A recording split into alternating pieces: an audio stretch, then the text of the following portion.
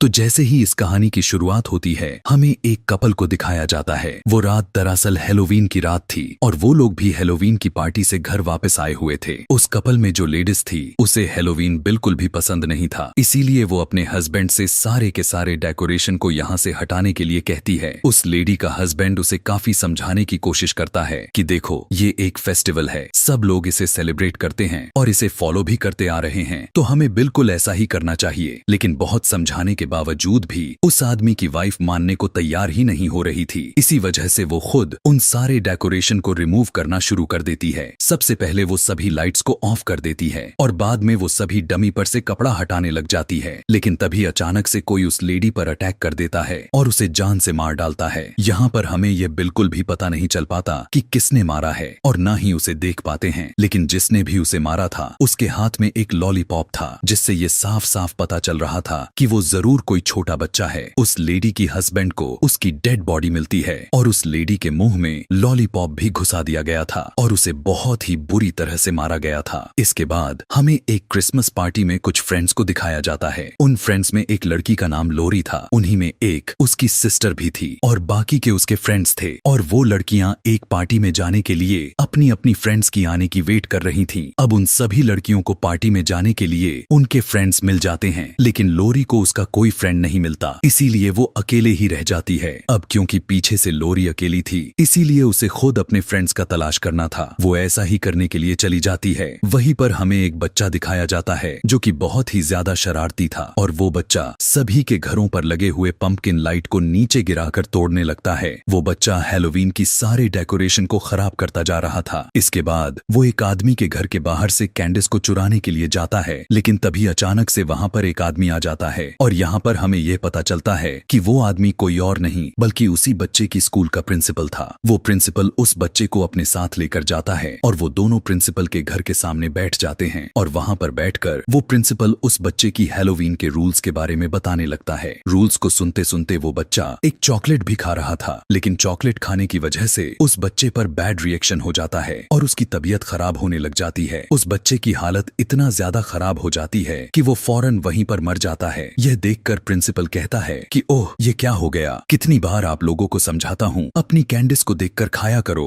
जिसके बाद वो प्रिंसिपल उस बच्चे की डेड बॉडी को कहीं पर थ्रो करने के लिए ले जा रहा था, लेकिन तभी उनके घर के सामने एक बच्चों का ग्रुप आ जाता है और प्रिंसिपल सभी बच्चों को कैंडिस देता है। उन्हीं बच्चों के पीछे एक और बच्चा खड़ा था जिसने अपने पूरे सर को ढक कर रखा हुआ था और इस बच्चे का नाम सैम था। सैम भी प्रिंसिपल से कैंडिस लेता है और वहां से चला जाता है। जिसके बाद प्रिंसिपल उस बच्चे की डेड बॉडी को अपने घर के गार्डन में लेकर जाता है। हम देख पाते हैं कि वहां पर तो पहले से ही एक डेड बॉडी और पड़ी हुई है। प्रिंसिपल उस बच्चे की डेड बॉडी को बस अभी दफनाने ही वाला था, लेकिन तभी उसका बेटा उसे आवाज लगाकर उसे अपने घर के अंदर बुलाने लगता है। प्रिंसिपल अपने बेटे से कहता है कि बेटा, मैं कुछ जरूरी काम कर रहा हूँ, इस काम को निपटाते ही ऊपर आ जाऊंगा। यह कहते ही वो प्रिंसिपल फिर से अपने काम पर लग जाता है, लेकिन इस बार उसके काम में उसका एक नेबर ही रुकावट बन जाता है। उस प्रिंसिपल के नेबर का नाम मिस्टर क्रीक था। यह देखकर प्रिंसिपल क्रीक को वहां से जाने के लिए कहता है और यहाँ पर फाइनली वो प्रिंसिपल उन डेड बॉडीज को दफनाने में कामयाब हो ही जाता है। फिर वो प्रिंसिपल अपने बेटे के पास घर के अंदर चला जाता है और उन लोगों ने अपने टेबल पर उस बच्चे की सिर को रखा होता है, जिसका साफ मतलब यह था कि वो उस पंपकिन की जगह उस बच्चे का सर को ही इस्तेमाल करने वाले थे। यहाँ पर हमें यह बात तो पूरी तरह से क्लियर हो जाता है कि वो दोनों बाप बेटे सीरियल किलर थे। कुछ देर के बाद उन्हीं बच्चों के ग्रुप को दिखाया जाता है जो कि उसी प्रिंसिपल के घर पर कैंडिस लेने के लिए गए हुए थे। वो सभी बच्चे अपना एक मकसद पूरा करने के लिए पंपकिंस को जमा कर रहे थे। रास्ते में जाते हुए उन्हीं बच्चों को एक इनोसेंट लड़की से मुलाकात हो जाती है। उस इनोसेंट लड़की को हैलोवीन बहुत ज्यादा ही पसंद थी, इसीलिए वो उन बच्चों के ग्रुप को ज्वाइन कर लेती है। चलते चलते वो सभी बच्चे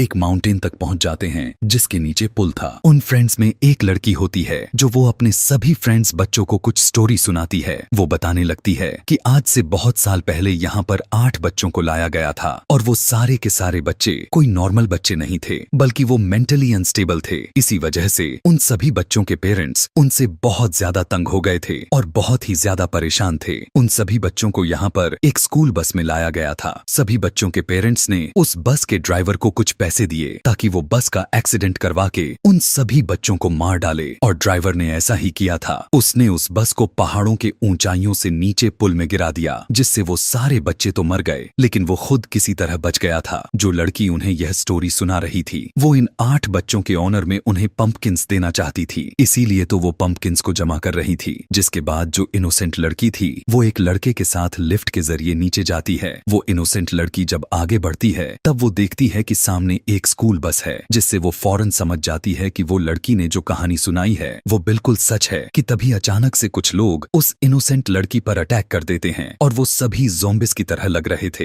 वो लड़की अपनी जान बचाने के लिए वहां से भागने लगती है लेकिन वो गिर जाती है और जब उस इनोसेंट लड़की को होश आता है तब हम यह जान पाती हैं कि वो सारे फ्रेंड्स इस इनोसेंट लड़की के साथ सिर्फ प्रैंक कर रहे थे। इस बात की वजह से उस इनोसेंट लड़की को काफी बुरा फील होता है, इसीलिए वो वापस लिफ्ट में चली जाती है। लेकिन तभी उन फ्रेंड्स को किसी की अजीब तरह का आवाज सुनाई दे पड़ती है। हम देख पाते हैं कि वही 8 बच्चे जो मेंटली अनस्टेबल थे वो फिर से जिंदा हो गए हैं, जो कि अब ज़ॉम्बी बन चुके हैं और वो उन फ्रेंड्स पर अटैक कर देते हैं। वो सभी बच्चे भागकर लिफ्ट के पास आ जाते हैं और वो इनोसेंट लड़की से कहने लगते हैं कि जल्दी से लिफ्ट का दरवाजा खोलो। लेकिन यहाँ पर वो इनोसेंट लड़की को लगने लगता है कि शायद ये लोग फिर से मेरे साथ कोई प्रैंक कर रहे हैं, इसीलिए वो उन सभी को छोड़कर ऊपर चली जाती है, जिससे वो सारे के सारे फ्रेंड्स उन ज़ॉम्बिस बच्चों के हाथों मारे जाते हैं। इसके बाद वो इनोसेंट लड़की ऊपर की तरफ आ जाती है और वहीं पर हम सैम को देख पाते हैं जो कि उस इनोसेंट लड़की को देखे जा रहा था। कुछ देर के बाद हमें एक लड़की दिखाई जाती है जिस पर एक वैम्पायर अटैक कर देता है। वो वैम्पायर आदमी उस लेडी की सारे खून को पीकर उसे जान से मार डालता है और बाद में उसे एक जगह पर रख देते हैं। अब क्योंकि वहां पर हैलोवीन चल रहा था इसीलिए उस पर कोई ज्यादा ध्यान भी नहीं दे रहा था, क्योंकि सभी लोगों को यही लग रहा था उन्होंने एक कॉस्ट्यूम पहन रखा था। इसके बाद हमें लोरी दिखाई जाती है जो किसी पार्टी में जाने के लिए अभी तक अपने फ्रेंड्स की तलाश कर रही थी और जब एक वीरानी रास्ते से होता हुआ जा रही थी तभी अचानक से वो वैम्पायर उसके सामने आ जाता है। वो वैम्पायर लोरी पर अटैक करके उसे काटने की कोशिश करता है। तभी हमें लोरी के सिस्टर और उसके फ्रेंड्स दिखाए जाते हैं और सभी के सभी फ्रेंड्स पार्टी सेलिब्रेट कर रही थी। लेकिन तभी उनके सामने एक बॉडी आकर गिरती है और जब उस बॉडी पर से उसके कपड़े को हटाया जाता है तो हमें यह पता चलता है कि ये तो वही वैम्पायर आदमी है जो अचानक से लोरी को मारने की कोशिश की थी। ठीक उसी वक्त पर लोरी भी आ जाती है जो बिल्कुल सही सलामत थी। उनमें एक लड़की उस वैम्पायर की मुंह से उसके नकली दांत को बाहर निकाल लेती है और बाद में उसका मास्क भी हटा देती है। तब यहाँ हमें यह पता चल जाता है कि ये वैम्पायर आदमी कोई और नहीं बल्कि स्कूल का प्रिंसिपल ही था जिसने उस शरारती बच्चे को मार डाला था, जबकि ये वैम्पायर बनने की सिर्फ एक्टिंग कर रहा था ताकि वो लोगों को डरा सके और उन्हें जान से मार सके। तभी वो प्रिंसिपल उन सभी लड़कियों से पूछने लगता है कि तुम सब कौन हो और मैं यहाँ पर कैसे आ गया। तभी उन लड़कियों के चारों तरफ डेड बॉडीज ही डेड बॉडीज देखने को मिलती है और यहीं पर हमें उन सारे के सारे लड़कियों की रियलिटी पता चल जाती है। वो लड़कियां कोई नॉर्मल इंसान तो बिल्कुल भी नहीं थी बल्कि वो वेयरवुल्फ थी जिन्होंने इंसानी रूप ले रखा था और अब वो लड़कियां अपने असली रूप यानी वेयरवुल्फ में आ चुकी हैं। लोरी उस प्रिंसिपल पर अटैक करके उसे अपना शिकार बनाती है और उसे मार डालती है। फिर वो सभी लड़कियां अपने अपने विक्टिम को खाने लग जाती हैं। तभी हम वहाँ पर सैम को देख पाते हैं जो वो सब कुछ देख रहा था जो वहाँ पर चल रहा था। इसके बाद हमें कुछ बीते हुए समय का सीन दिखाया जाता है। लगभग 1 घंटे पहले का सीन था और यह वही टाइम था जब उस प्रिंसिपल ने उस शरारती बच्चे को मार डाला था। मिस्टर क्रिग के घर पर कुछ बच्चे कैंडिस लेने के लिए आए हुए थे, लेकिन मिस्टर क्रिग अपने डॉग की मदद से उस सभी बच्चों को डरा कर भगा देते हैं क्योंकि मिस्टर क्रिग को हैलोवीन बिल्कुल भी पसंद नहीं था। इसीलिए ना तो वो इस फेस्टिवल को सेलिब्रेट करते थे और ना ही पार्टिसिपेट करते थे। यहाँ पर हम देखते हैं कि मिस्टर क्रिग आग में कुछ पिक्चर्स को जलाना शुरू कर देता है और अपने दरवाजे के हॉल से उस प्रिंसिपल को देखने लगता है और यह वही टाइम था जब वो प्रिंसिपल उस बच्चे की डेड बॉडी को दफन कर रहा था। इसके बाद मिस्टर क्रिग जैसे ही अंदर आते हैं तो सैम उन पर अटैक कर देता है। इस लड़ाई के दौरान सैम के चेहरे से वो मास्क हट जाता है और यहाँ पर हम सैम के चेहरे को देख पाते हैं जो नॉर्मल बच्चों के जैसा तो बिल्कुल भी नहीं था, बल्कि सैम का चेहरा तो पंपकिन मॉन्स्टर जैसा था। सैम मिस्टर क्रिग को मारने ही वाला था कि तभी उसे एक लॉलीपॉप मिल जाता है। सैम उस लॉलीपॉप को लेकर वहाँ से चला जाता है। सैम के वहाँ से जाने के बाद हमें उस पिक्चर्स दिखाई जाती है जिसे जलाने के लिए मिस्टर क्रिग ने आग में फेंका था और वो पिक्चर उन्हीं 8 मेंटली अनस्टेबल बच्चों की थी